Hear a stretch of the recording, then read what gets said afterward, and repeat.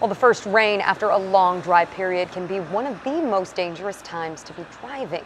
The water can loosen oil and grease, catching drivers off guard. 10 News reporter Steve Fiorina is joining us over a potential trouble spot. Steve. And the fact that we have rush hour right now, that's the most crowded and most dangerous time on the freeway, of course. The CHP says particularly on curves and on and off ramps. That's where the most danger lies, the most accidents occur. On a nice day, the Highway Patrol handles about 75 crashes per day on our freeways. A storm comes through, that jumps to 300 or 400.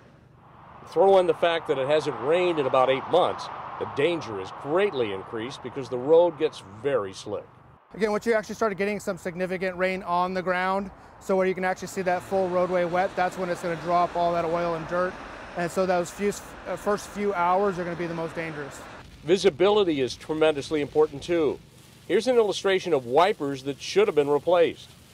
It was the rear wiper that disintegrated for Joanne Scacciatano. The old one came apart, so I need to put a new one on. It wore out, basically. The storm's coming. That's why I'm getting this done. She bought one at an auto parts store, but it didn't fit, so she went to her mechanic for help. No problem. She also has relatives coming from icy New York and wants to be ready for them. Oh yeah, that's a joke. If it's gonna rain, they're like good. As long as it's not freezing.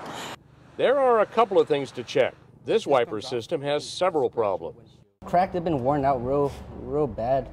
It's real hard, so it cracked pretty easy. It's also important to look at the blade itself. If this comes off, it can just scratch your windshield. And how you check it is just see if it grips onto the windshield and just pulls out all the rain for you. And drive defensively.